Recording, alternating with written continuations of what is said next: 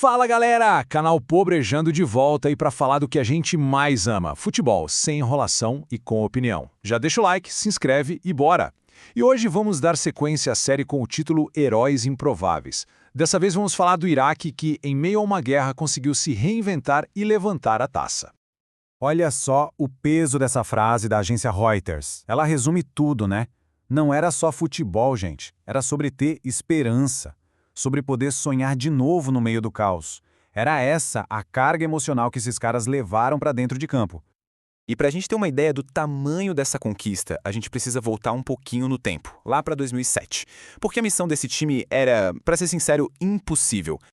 Pensa só no cenário. O país estava vivendo uma guerra civil pesadíssima, violência todo dia, tudo destruído, a sociedade completamente dividida. Nesse contexto, falar de futebol de alto nível parecia até piada, uma coisa de outro mundo.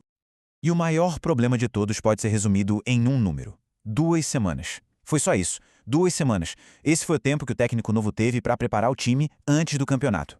Sem amistoso, sem estrutura, sem nada. E quem pegou essa batata quente? Um brasileiro, Jorvan Vieira. Ele chegou lá e o que ele encontrou?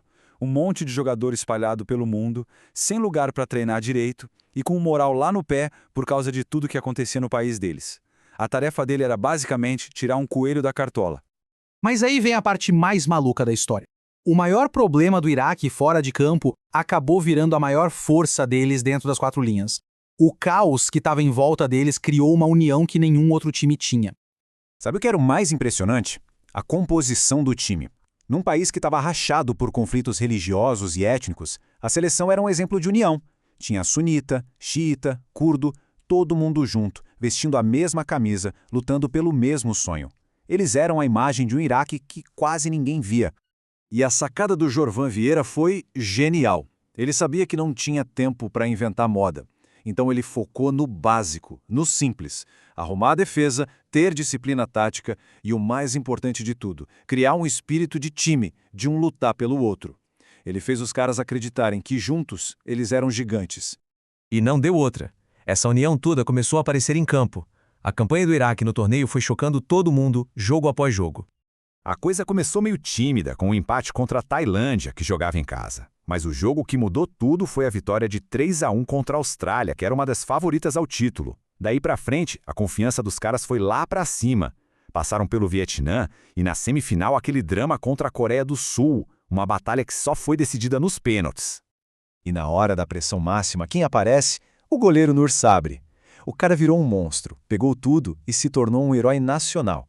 As defesas dele não só levaram o Iraque para a final, mas mantiveram o sonho de um país inteiro vivo. E aí aconteceu. Aquele time que ninguém dava nada estava na final, a um passo da glória, com a esperança de milhões de pessoas nas costas. O cenário era de filme, né? De um lado, o Iraque, o azarão, o time forjado na guerra. Do outro, a poderosa Arábia Saudita, gigante do futebol asiático, que já era tricampeã. Era o clássico Davi contra Golias. O jogo foi tenso, brigado, cada bola era uma guerra. E o tempo foi passando, até que, no minuto 73, veio o momento que mudaria a história. A chance veio de onde tinha que vir para um time de guerreiros, na bola parada. Um escanteio batido da direita. O estádio inteiro parou para ver. E quem estava lá? Ele, o capitão, o líder, Younis Mahmoud.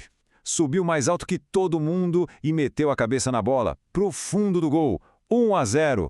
É o gol do título, o gol que fez um país inteiro desabar em choro de alegria. Quando o juiz apitou o final do jogo, o impossível tinha acontecido. O Iraque era campeão da Ásia.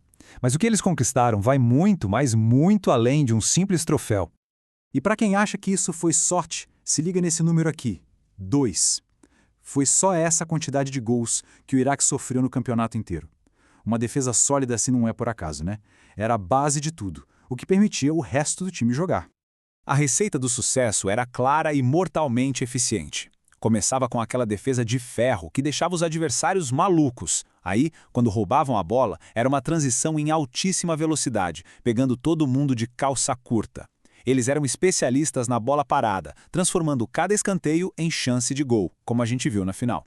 E os contra-ataques, fatais. Era um futebol inteligente, pragmático, jogado com uma coragem que dava gosto de ver.